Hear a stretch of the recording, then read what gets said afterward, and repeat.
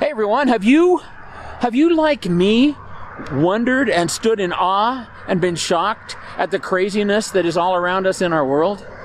It's been nuts to me to see the panic, to see the irrational, well, I don't know what to call it, the panic, I guess. It's been amazing to me to see all the things people will do in order to avoid this virus that, well, it's come, I guess. But now that it's here, it only may infect you. And if it does infect you, it only may kill you. You see, you have the advantage. The odds are in your favor that you will survive. And so this is a lot of hubbub, a lot of panic, a lot of worry for a maybe. Those of us who have God in our lives, we have an advantage, I think. You see, we have a peace and a calm and an assurance that Jesus is in control. And that's a good thing. Here in Pocatello, you can't drive a mile without passing one of these. It's a Mormon church. There's a steeple on almost every corner.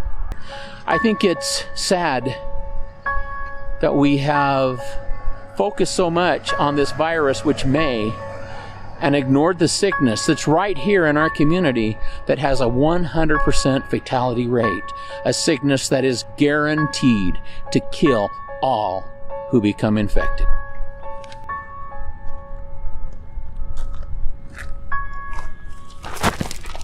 Oh, almost fell down. Hey, what's up here? I'm up here on the foothills overlooking Pocatello. Behind me, right here, is the new Mormon temple. It's under construction now. It will go into operation soon.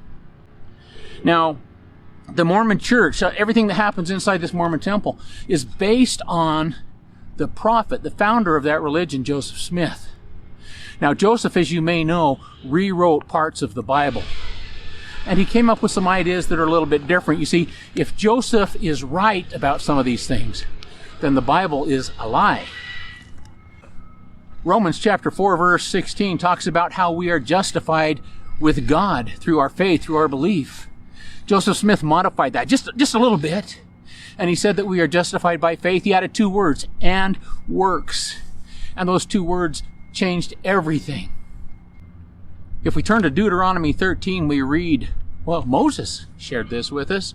We read that if a prophet or a dreamer of dreams comes and he says, there's another God, let us go after this other God. There's several things that are key here. It says that we must test that prophet to know if he's true. And if we don't test the prophet, we don't love God. It also says that that prophet, that liar, must be put to death. Galatians chapter 1, starting in verse 6, says that even if we or an angel from heaven should come and preach another gospel, that we should be accursed. It's so important that he repeated it twice. We should be accursed. Paul says, test me, test everything I say, trust nothing. So I would ask you, this new teaching, the addition of works, is that a new gospel? Is that a new God? I think it is, because it talks about a new way to be reconciled with God. It talks about new requirements for us. Galatians 2:21 is clear. It says that for anyone who would be reconciled in full or in part by works, for those people Christ died for nothing. Now, everyone who will go into this temple and there worship the Mormon God must affirm that they sustain and support the teachings of Joseph Smith. Now there's a big problem here, because Galatians 2:21 says that they will not benefit from Christ's sacrifice on the cross. You see, this is the pandemic. This is the sickness.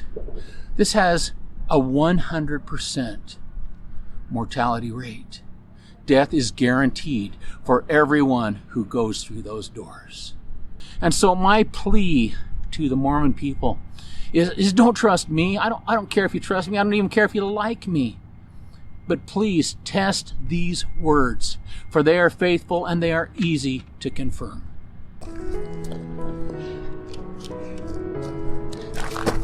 But you know what? I know the physician.